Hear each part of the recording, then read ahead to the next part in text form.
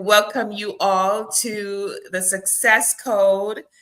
We're unlocking the number one lies that we have been told about success and what it means. And this is a relaunch, y'all. If you tried to jump on here last week, and by the way, this show is all about vulnerability, right? So we're not gonna, be cute. We might be, yeah. Oh, we're just cute anyway. I mean, come on. That's just who we are, right? Let's be Right? real. Yeah. But it's not intended. This is a vulnerable show. So I want you guys to come in here. Anybody who's jumping on and on the replay, I want you to come in here with an open mind. It's going to have structure, but this is going to be conversations about the success code. I want you to come in and think about what success means to you, right? Because you got to figure that out for yourself, right? But maybe these conversations are going to support you in figuring it out and just get into your own idea of what success is, what it gets to look like, how you get to live. Because here's what I know, and here has been my experience. I have, over the years, until I figured it out by getting a lot of mentoring and coaching, I was operating under other people's values, under other people's rules. And that's why stuff wasn't working for me. So there's a key right there. I'm starting it out. I didn't even introduce myself yet. And I'm telling you all the number one secret. Okay. So welcome to the Success Code. My name is Lorna Sherland, and I am a business coach. I'm a business strategist. I'm a real estate broker. And guess what? I'm taking on something new again. I'm going to be joining mergers and acquisitions. I've always wanted to do that, and I got an opportunity, and I'm taking it. So that is success to me. And today, I have a friend of mine, one of the best people I know in the world. Such a good, great, big, humongous heart for people, for life. She lives a vivacious, this is my own introduction, Mel Mason. She lives a vivacious, adventurous life. Every time you look around, Mel is on another adventure. And I'm super excited to have her here. She's the founder of Decluttering Spaces.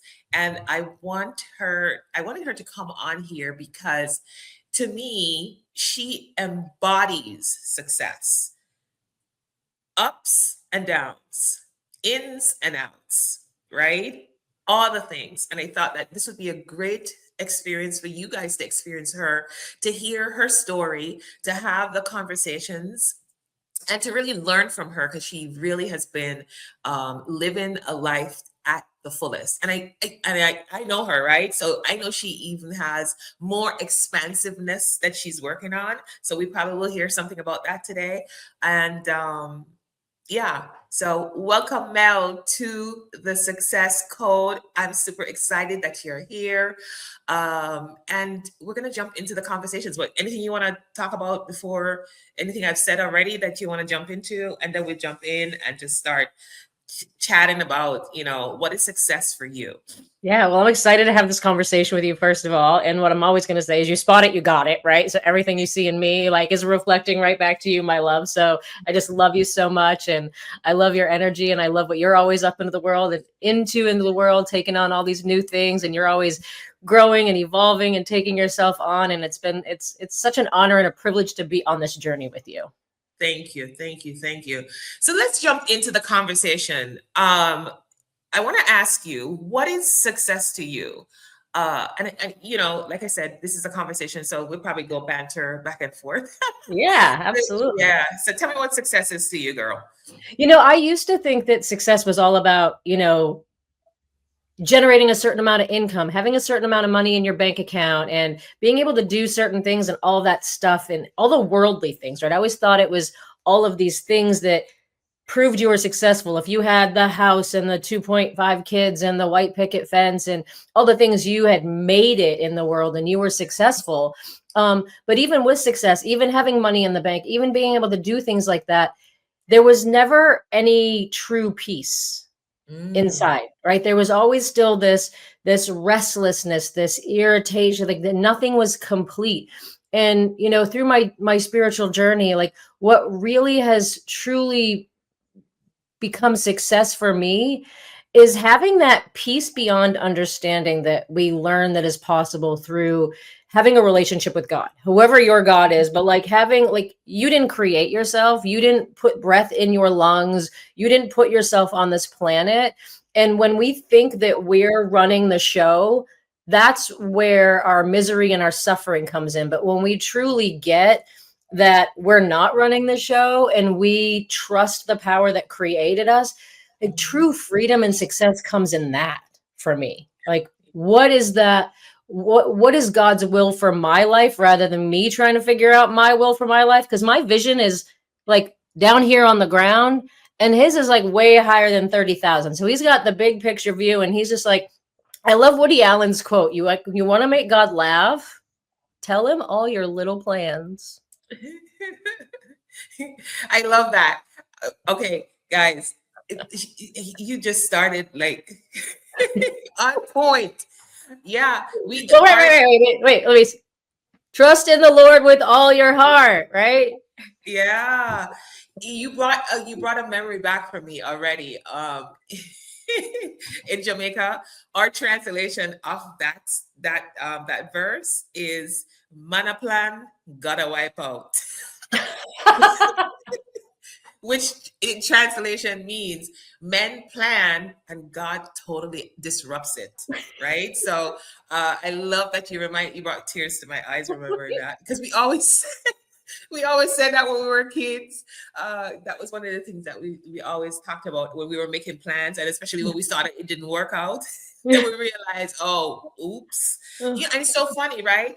I forget all that as I come through this life, as I was coming through this life, I forgot that, right? I forgot to remember, right, that God is the source, and He's in me, and that gives me strength. Which, over these conversations that we're gonna have, some stuff I've realized are gonna come out in these conversations that I want people to really take on, because it's completely. So let me caveat. Some of the stuff that you're going to hear on the show, you probably never heard before, and it's going to completely disrupt your thinking. And that's my intention. Hallelujah. If you know me, if you know me, that's my intention. Because here's the thing.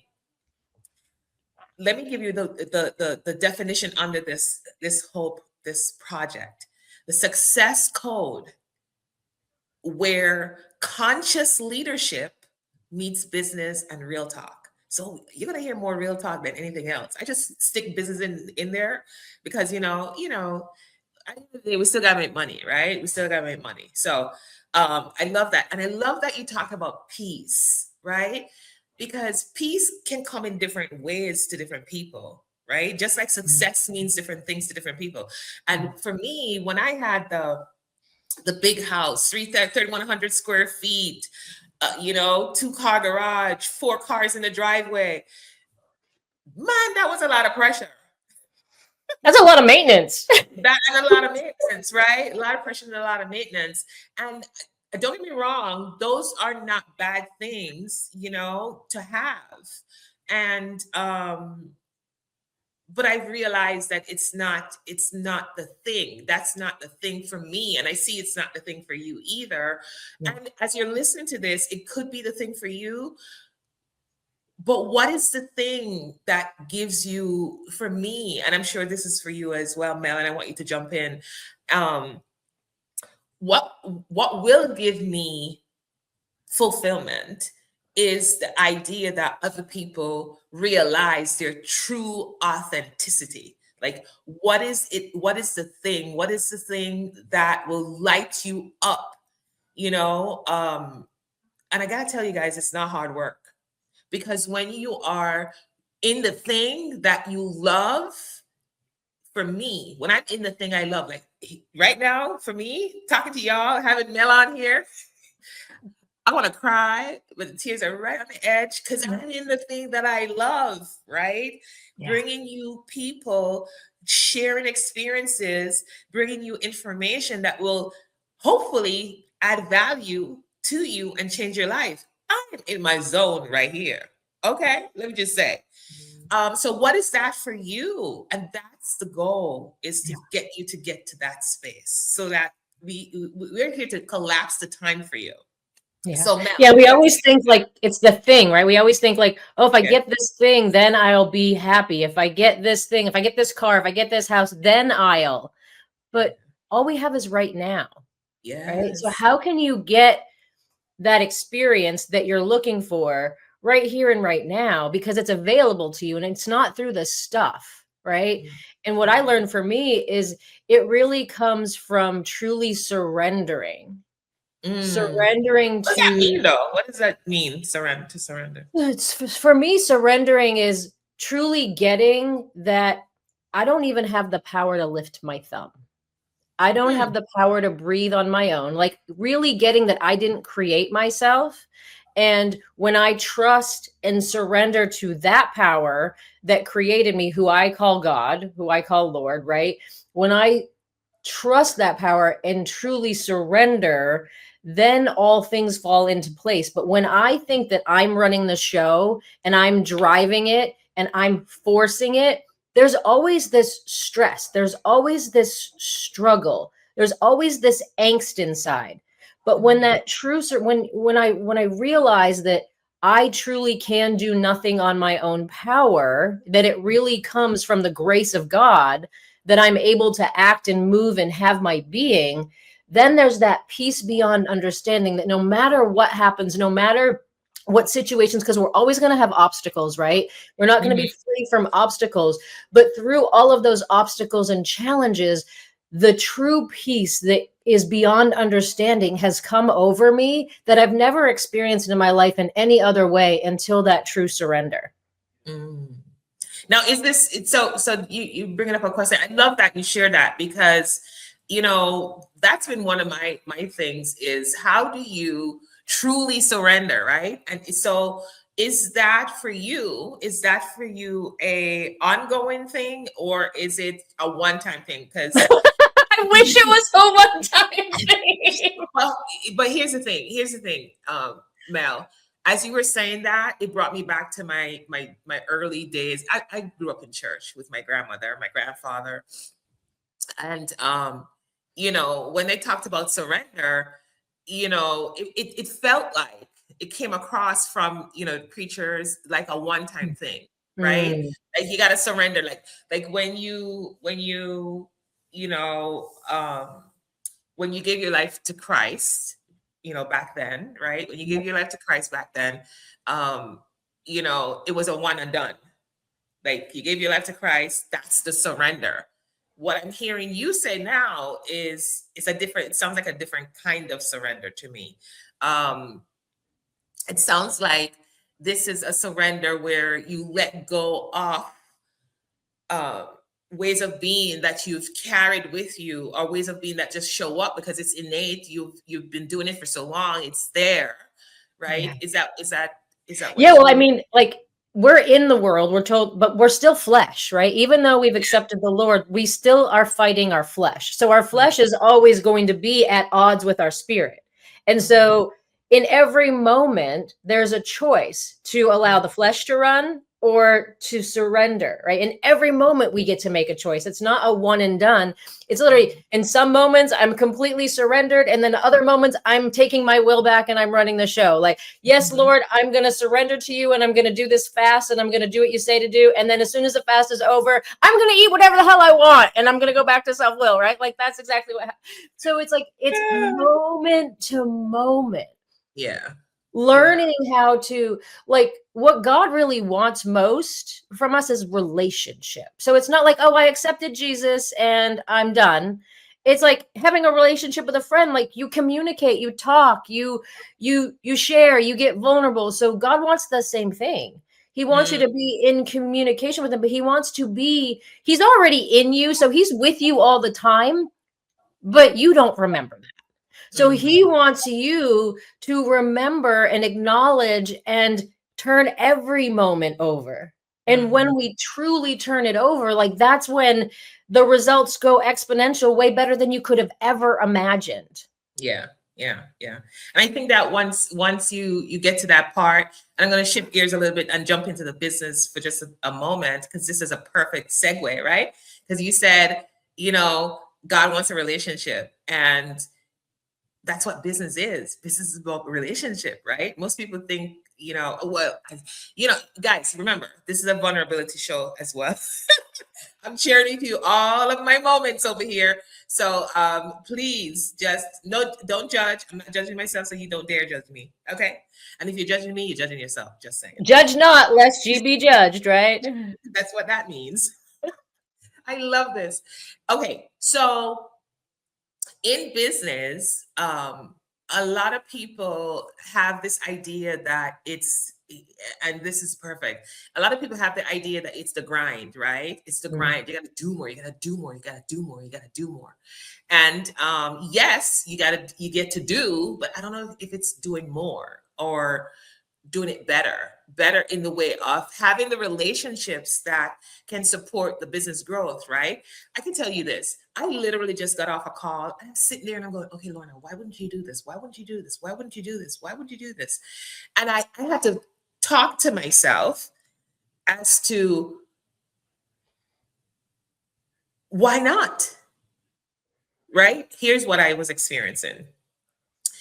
I'm in this conversation with some individuals that I'm familiar with. I know how they roll. I have relationship with them. I actually stepped out of the relationship and I stepped back in, right? So I had to talk to myself and I said, well, why would you step back in? There's a reason why you step back in. So these are the things that are going on in my head, right? So then when they offered this opportunity to build with them, I'm sitting there going, okay, well, why wouldn't I do this? Why wouldn't I do this? Why wouldn't I? And then it hit me. I'm like, okay, girl, you asked for it. You asked for this opportunity, right? And then it showed up in relationship, because I have a relationship with these people. It showed up in relationship, and then you're gonna question why. That's just, you know. And by the way, I've been trying to figure this out for a minute, right? So this is Only a minute. only a minute, right? I've been trying to figure this out for a minute. So when I'm telling you, I'm sitting there doing all this talking in my head, like you've been trying to figure this out for a while, and now they're telling you they're gonna do it with you, right? And you don't even have to do much. So this, I'm breaking a couple of molds right now. Yes. The idea of hard work and the idea of business without relationship, right? Those two, they don't exist. You can't do business without relationship, and hard work is not the game, right? No, it's true. And like we have the formula backwards, right? We talk about, oh, I got to do this to have this to be this, but I get to be surrendered to Be have able to this to do, you know what I mean? Be surrendered to take the action in the surrender, following the will, not your will, right? But when we're surrendered, then we'll take that inspired action that is from God, and then we get the results. We got it backwards, guys. I'm telling you.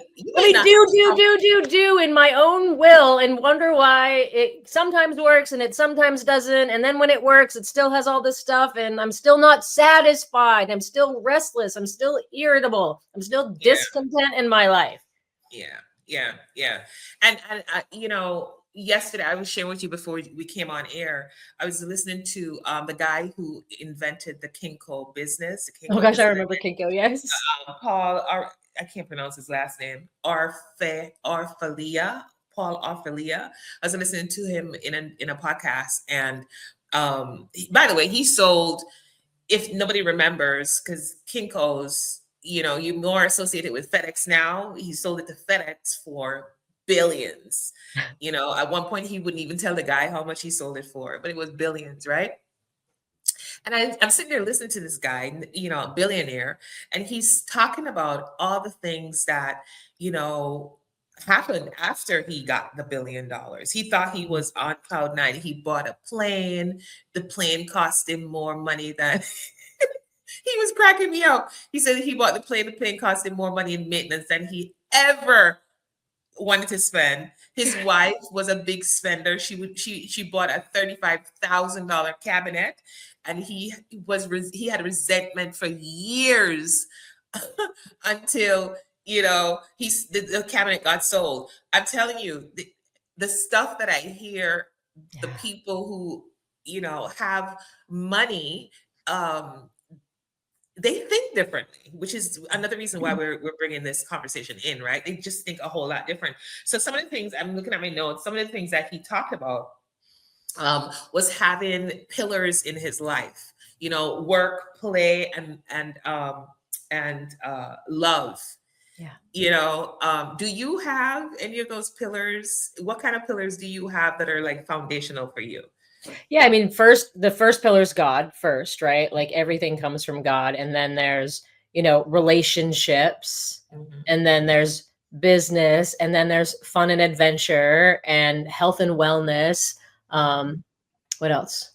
Those are my core five. But, it's like God has to be first, and then there's different pillars in your life. And it's like, for me, one of the best things, that helps me stay clear in what actions I'm taking is knowing what my big vision is in each of those pillars, right? Mhm. And from that place of, okay, so what is my vision in alignment with God, like for this pillar of my life? And then when opportunities come in, it's like, is this in alignment with where I want to go? And if it isn't, then it's a no. But then if it is, then the next question is, does it fit right now, or is it something for later? But those pillars are guideposts to help you not become overwhelmed and take on. How many people out there like, oh, this looks like a good idea, and this looks like a good idea, and oh, I should do this, and I should do that, and I should do all these things. And you're like, you're so overwhelmed, you become paralyzed, you don't know what to do. You don't know what to do. You need to How have long that. I have a question. Yeah, I'm interrupting that's just because I good. want you to go back a little bit. How did you just figure this out, or how long did it take you to figure that out for yourself? Like, what was your experience of yourself getting to this point of having the pillars, having the questions to ask for decision making, right? As you Yeah. process, Yeah. what were some of the experiences that brought you up to this point that you think you want to share with the Yeah, I mean, I audience? think the big thing was not having like any idea of really what mattered to me, and letting myself, like, I had such, from all the trauma that I experienced in my life and abandonment issues and stuff like that, I was in a place where like I would be a doormat for people. Like I didn't have like any really boundaries. I didn't have any vision of what I wanted for my life because I didn't really feel like I mattered. I didn't value Mhm. myself. And it wasn't until I made a commitment that I was going to put myself first and start taking care of myself that all of this started to come into play. I learned about pillars. I never even like pillars in my life. Who thinks about health and wellness? I never thought like that. But once I Mhm. started to put my happiness first, then by having God first in my life, it attracted all these things where I learned about having pillars. And then I learned about, well, if I have these values and these pillars and I have this vision for my life, then that helps me make decisions. But if I have no vision, but without a vision, the people perish, right? Mhm. Mhm. And so by learning to have that, then that helped me start making decisions. But it started from coming from a place where I was willing to put my happiness first, because I didn't like, it was back in 2013, just as early as 2013, which really wasn't that long ago. It was what, 12 years ago. Mhm. Mhm. That I was contemplating suicide again in my life because I was so tapped out and so depleted, and putting so many other people's happiness in front of my own. I wasn't making time for God. I stopped reading because the person I was with thought I was like a walking Bible and a walking spirit. Like they couldn't handle who I was. So I like shut my light down because I was afraid of losing them because I had abandonment issues. So I let myself become a doormat. And by 6 years into the relationship, like I'm tapped out, depleting, and wanting to end my life rather than just, oh, why don't I just leave the relationship? No, I'm just gonna, Mhm. you know what I mean? And And so it took see, getting to that dark place of dark, yeah. ready to like, I'm out of here. I'm out. I'm done. I'll come back, and back when I still believed in reincarnation, I'm like, I'll just come back and start all over again. That's Mm. not how it works, but that's what I thought then. I love that. Thank you for sharing that, and thank you again for your vulnerability. And kudos to you, girl, because it took me longer. It took you 6 years. into Well, no, I mean, boosting. all the way up to what, 2013, like, right? I mean, how many years? 1978 minus 2013. That was my age. Somebody do the math. Yeah. And I hope this conversation um will support somebody else to really look at their life and how they're living, because just like me, you put other people's happiness, you put other people's um even other people's health, ahead of Yep. yourself, and you're down this road, and you're trying to figure out, well, what happened, right? And then you find that you're so, like, well, I found I was so depleted and I Mhm. didn't even know it. Yeah. That's the thing, right? Unawareness. If you don't know, it's like this trap, this prison that you stay in for a long time, and it's hard to come out of it. Yeah. And you're chasing things that are not your values, and you think it's your values, but it's because you're so committed to the other person and forgetting yourself that you Yeah. you, you just get so wrapped into it. Yeah. um And I think it's so important. So, I mean, like those dark moments, they're absolutely necessary. Like, I wouldn't Absolutely. be where I am Absolutely. today from Yeah. that dark moment. When I finally made the commitment to myself to put Mhm. myself and my happiness first, like I was so depleted at that point too. Like I had like I found out that I had like hemochromatosis, which is an iron disorder, which literally your body doesn't know how to stop absorbing iron. So like I became like literally a lead weight. Like I was so tired, but so emotionally depleted from caring for someone else who had insomnia, and just so depleted. But from making that commitment within 6 months, Lorna, like my whole life did a 180. Like that's when a $50,000 check came into my life, into the mail, where it allowed me to take 6 months off from my job. When I took that 6 months off, that was when I got the idea to even launch my business. That's where God sparked the idea for me to even launch my business 11 years ago. And so it all came from that moment. And then launching my business and how he's evolved it. Now he's showing me that I don't just have this decluttering business where I help people clear their inner clutter. What I'm really doing is helping people remove anything that gets in the way of them having a relationship with him, and that my business isn't just a business, it's a ministry of healing and deliverance, and he just keeps Yes. evolving it. That's the surrender. That's the surrender. That's the surrender, right? The surrender is, what I heard you say just now is, until you took on taking care of yourself first, that if evolution could not happen, Yeah. Yeah. right? Yeah. So this is such a key to this whole thing, right? This is such a key to quote unquote manifestation, right? Because unless you take care of yourself, you're pouring from an empty cup, and the resentment. Let me tell you something. One of the things that I realized about resentment Mm. is, and I'm bringing this to the forefront for another reason. It's a key.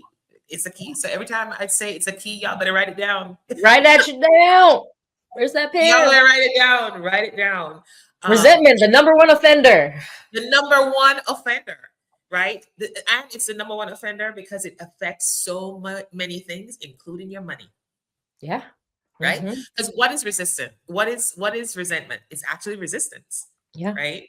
Um, and the resentment, if you're unaware that you have resentment, and resentment doesn't just show up like you feel resentful, right? It shows up like, hitting your car, getting into a car accident. It shows up like, a house burning down. It shows up.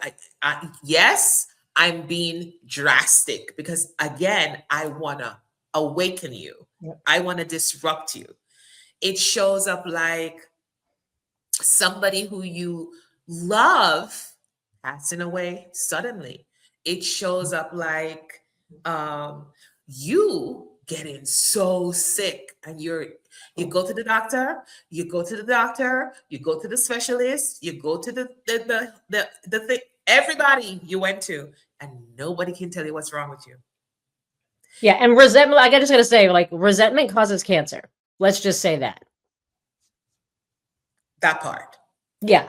Right? So as you're listening to us today, where in your life is resentment showing up, but you didn't see it?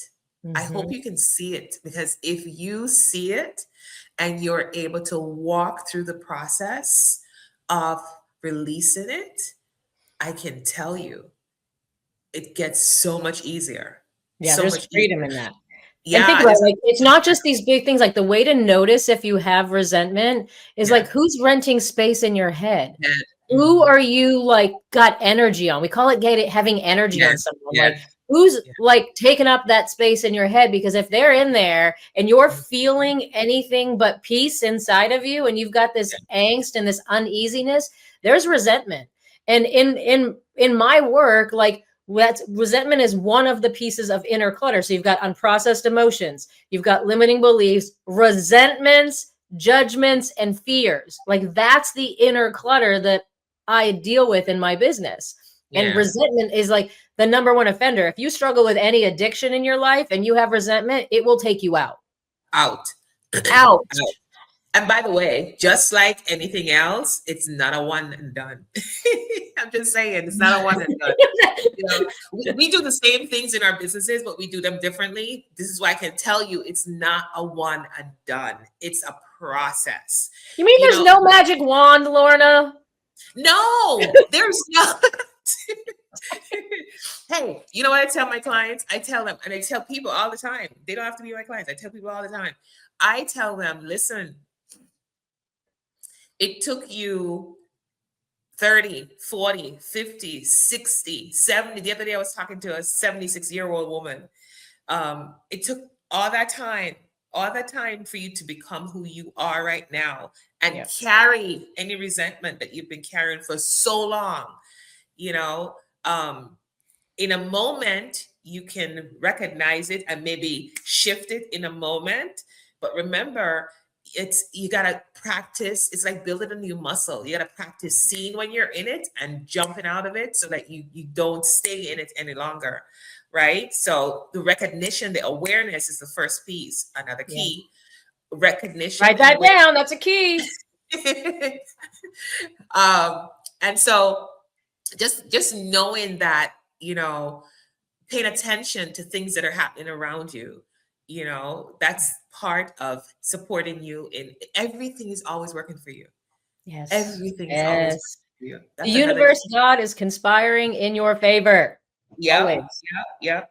So before I think we have a couple more minutes, and I wanted to touch on Can I say something about resentment really quick before we move on? Just absolutely, one yeah, more. yeah, yeah. So when you have resentment, right? Let's just not leave them hanging. Like, okay, so you have this resentment, and okay, you become aware of it. But when you have a resentment, when you're hanging on to this bitterness, it's from a place of victim. Something Yeah. happened to me. And part of healing from it is looking at your part. You Mhm. have a part in it, right? There's whether it's, and I'm gonna be bold here, right? We have a lot of people who have been traumatized through abuse and things like that, and we harbor resentments to the people who are our abusers, right? Where our part is in that is hanging on to the resentment and not healing, Mhm. carrying that. So we always have a part. It's not that our abuser is right in what they did to us. They have their stuff, but the reason why we carry a resentment is because we're hanging on to that hurt and not being willing to heal. Mhm. Mhm. And so we You know, always have a part. yeah, yeah, that's the responsibility piece, right? When you said it, remember this is a disruptive show, y'all, because I'm gonna bring it to the forefront. What came up for me as you said that was the idea, of us as Black Americans who still hold on to the past pain of what we experienced when we went through slavery. I'm from Jamaica. Jamaica was one of the countries that um, participated in the slave trade, right? Most of my ancestors are slaves. Mhm. And I've learned that in order for me to move on in my process and become who I came here to be on the planet outside of being a slave, right? Or not being a slave, but being a descendant of a slave. I mean, today is International Women's Day, and I just wanna, and I'm gonna post it later on. I started to post last night, and I didn't finish it. And Queen Nanny, I'm bigging up Queen Nanny, who is one of Jamaica's national heroes. I'm gonna cry because Mhm. she was such a powerhouse in fighting for the freedom that we now have today. And who did she have to become in order to stand for us as women, as Jamaicans, as humanity, to fight against the tyranny of a British rule, right?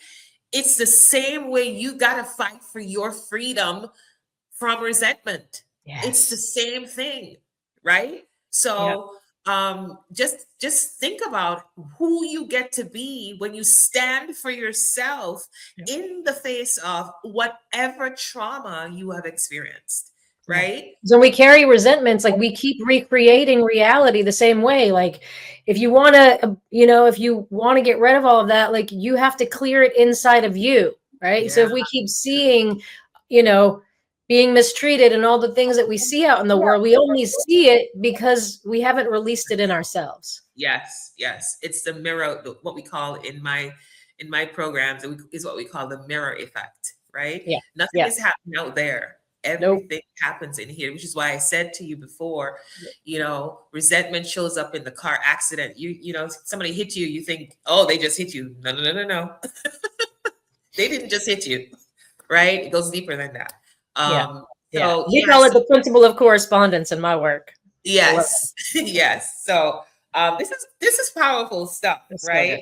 right? So you know, I love that we are having these conversations on International Women's Day. I just wanted to bring that back to the forefront. We have a couple more minutes that we have left here. What you got to say about International Women's Day? Bring in bring in women specifically in this conversation, whether it's in the resentment piece, the working hard piece, who they get to be, do, and have, turn it the other, like what do we want to say about that, Mel? What do we want to bring women? What specifically a message that we want to bring to women as we talk about the success, the success code here today? Yeah, absolutely. Well, Brandy, Joanne, Alex, and I, we just did a workshop for International Women's Day. We did it all Yeah, yesterday, which was yeah, so yeah, much yeah. fun. But I'll share vulnerably. Like I really struggled with being a woman growing up. I grew up as a tomboy. I had long hair and I tried to do the makeup and the dress thing, but none of the girls in school ever related to me. The popular girls always picked on me. And I just related with boys more when I was younger. I was always a tomboy, climbing in trees and making bows and arrows and setting fires and doing all the things. You were an arsonist, Mel. Totally was. We had that story for a whole other day. Literally 5 years old, had my own rock pit out in the woods with my matches, and I was lighting fires. Like that's a whole other story, right? So I really struggled for a long time. And then there was a period where I used to have really long hair, but I never did anything with it. So I cut it off. And when I cut my hair off, like super short, it was like the last thing that made me look like a girl. Like, I mean, I had a boy body. Like I didn't have hips at that point in my life. I really didn't have boobs. Like I looked like a boy. So I started getting chased out of women's rooms. Like people would come into the women's room, they would see me standing at the sink, and then they would look at the door and they would actually walk out. But I literally had someone chase me out of a restaurant asking me why I was in the women's room. And so I really struggled for a long time with really embodying my femininity. And it wasn't until a few years ago that I did some leadership training where I learned, and I didn't have women friends either. I didn't trust women because my mother abandoned me. So why trust women? And then I was picked on my entire life. But it wasn't until I started doing leadership work and became willing to accept all of me, accept myself for who I was, that I started to become open to having relationships with women and trusting women in my life, and really being in that state, being willing to be in that state of receptivity. So there's so many molds and things that we think we're supposed to be, but the truth is, like, just being your authentic self and being who you are, that's what matters.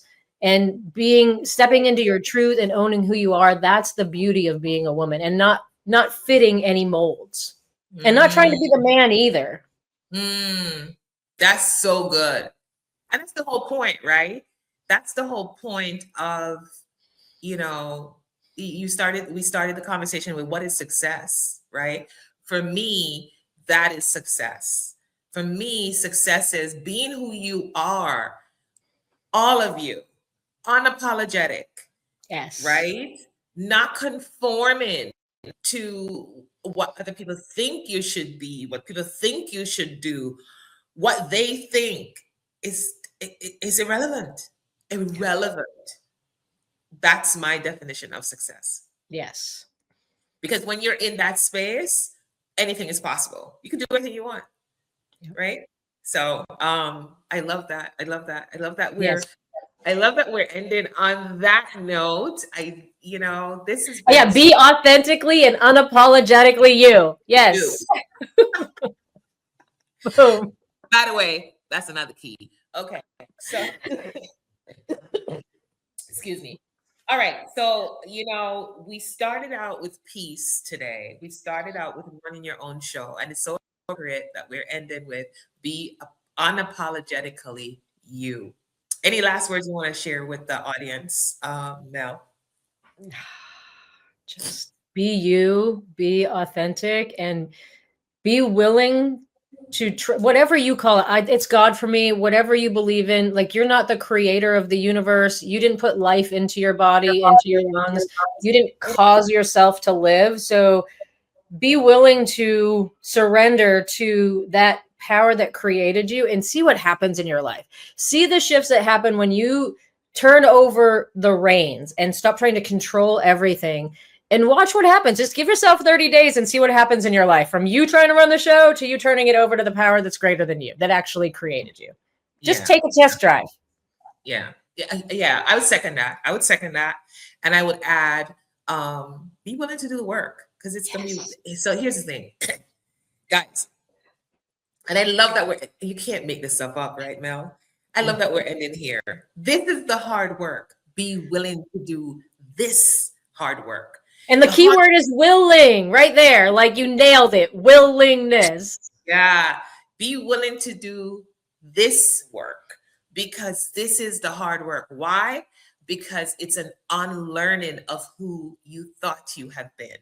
Yes. Up until you showed up here today, and up until you watched this replay, all the hard work that you've been doing. Yeah. And remember, like I told you, the Kinko's guy said, this is not it. And that's after selling his company for over $1 billion. Right? Mm-hmm. And don't get me wrong, because, by the way, I actually found it in the Bible. Money solves everything. Right? So you got to have the money. It solves everything. And it's who you get to be in the process. So the hard work is becoming and remembering. It's not even about becoming, it's remembering who you are. Yeah. When you remember who you are and you stand in it unapologetically, then that is when you're on your way to success. Yeah, when you get your true identity. When you get your true identity that you're a daughter or a son of a king, the only king, right? When you get that true identity, like, what else is there? Yeah. None of those old stories matter anymore. I'm a daughter of the king. Absolutely. All right, Mel Mason, thank you for being here. This was a great conversation. I hope you will come back. Because there's so much we can unpack. So many tangents we can go on. We can go. It took all it was in me to follow the structure I had over here. So to the audience out there, to I hope this has been valuable to you, to everyone who's watching on the replay.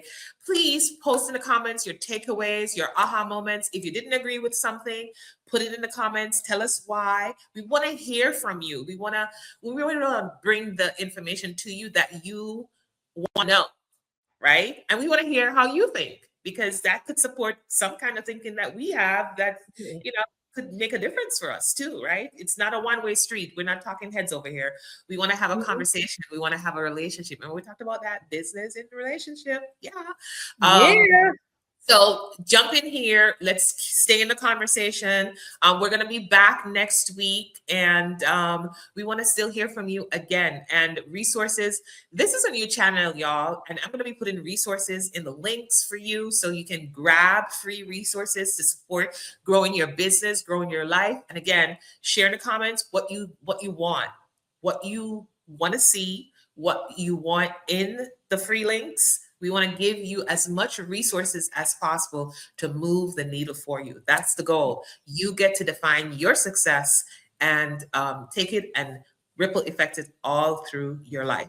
So Yeah. thank you, Mel, for being here. Thank you, audience, for being here. And we'll see you next week on The Success Code, where conscious leadership meets business and real talk.